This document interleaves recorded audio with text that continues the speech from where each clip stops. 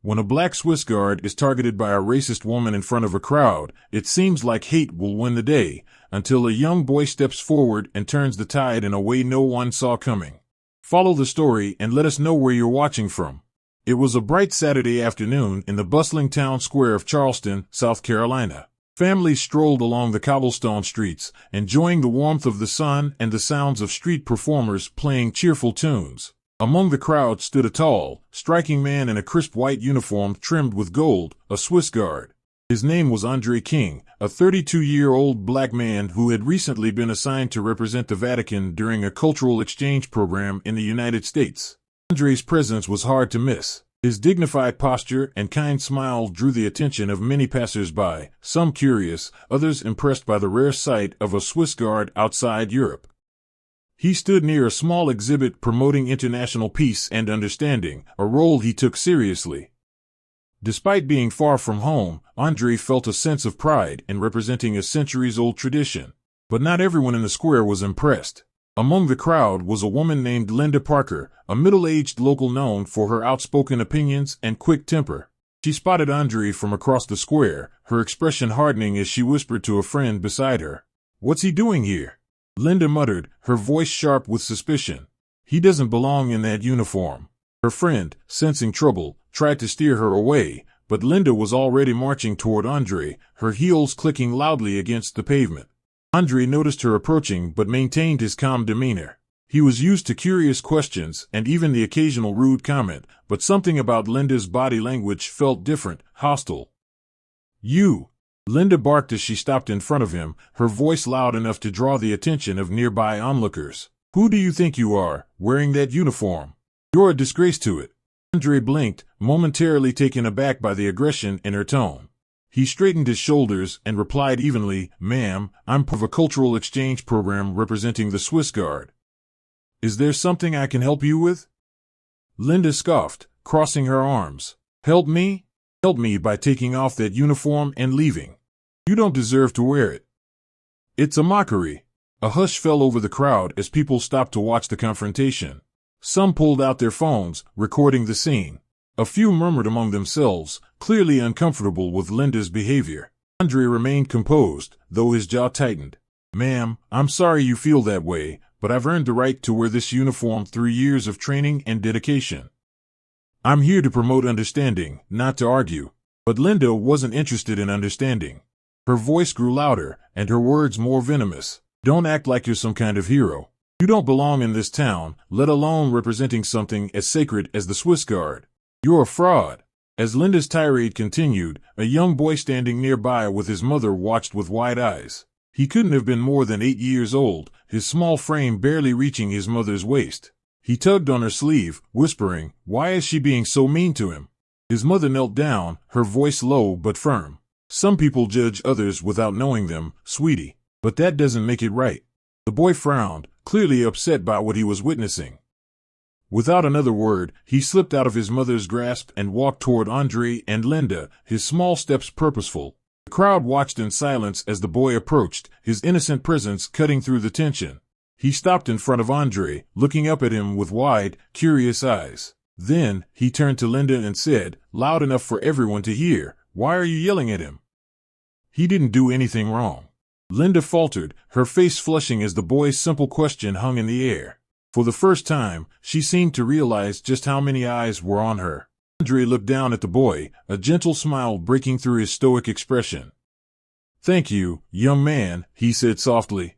The boy turned back to Andre and did something that left the crowd stunned. He reached up, offering a small American flag pin he had been holding. "You're a hero to me," the boy said, his voice steady. The square erupted into applause. Linda looked around, her confidence crumbling under the weight of the crowd's reaction.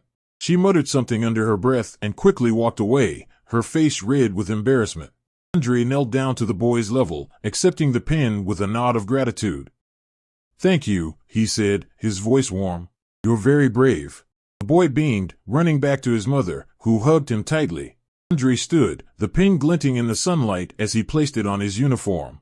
The crowd began to disperse, but the moment lingered in the air, a powerful reminder that kindness and courage could stand up to prejudice. The applause gradually faded, but the impact of the boy's gesture stayed with everyone in the square.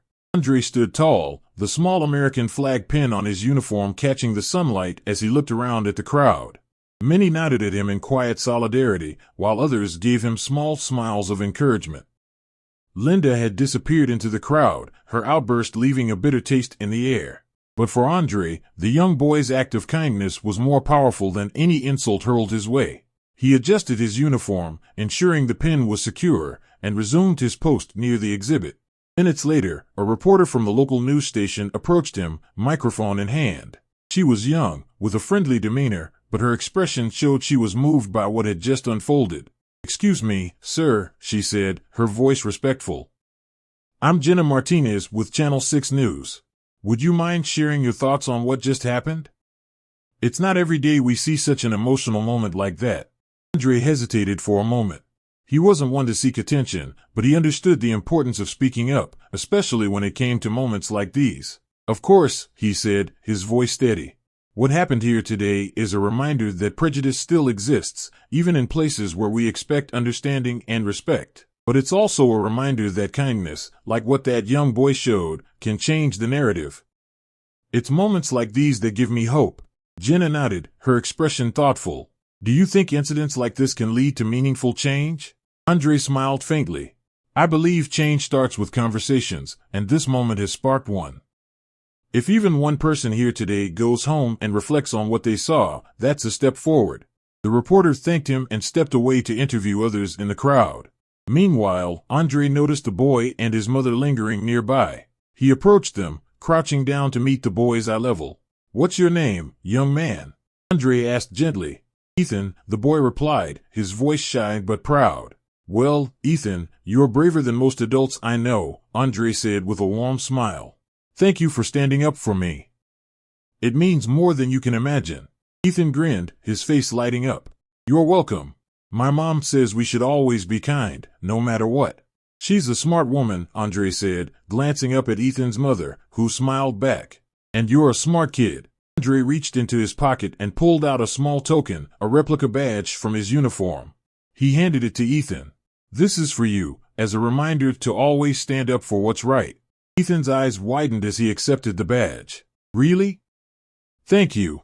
The moment was captured by several onlookers, their phones raised to document the touching exchange.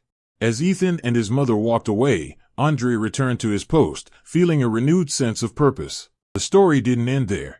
By the evening, videos of the incident had gone viral, shared across social media platforms with captions praising both Andre's composure and Ethan's bravery. The hashtag #OverHate began trending, sparking discussions about racism, respect, and the power of standing up for others. Linda's actions were met with widespread criticism, and she eventually issued a public apology, though many doubted its sincerity. Meanwhile, Andre received an outpouring of support from around the world. Messages flooded his inbox, from strangers thanking him for his grace under pressure to parents sharing how they had used the video to teach their children about empathy and courage. The boy, Ethan, became something of a local hero. His school invited Andre to speak at an assembly, where he shared his experiences and encouraged the students to always choose kindness over judgment. Ethan sat in the front row, proudly wearing the badge Andre had given him. As the weeks went on, the incident in the square became a catalyst for change in Charleston. Community leaders organized forums to address prejudice and promote inclusivity. Andre's presence in the town became a symbol of unity, and he used his platform to continue advocating for understanding and respect. For Andre, the attack wasn't just a painful memory, it was a turning point. It reminded him why he had chosen to serve, not just as a Swiss guard, but as a representative of peace and justice. And for Ethan, it was a lesson he would carry with him for the rest of his life, that even the smallest act of courage can make a big difference.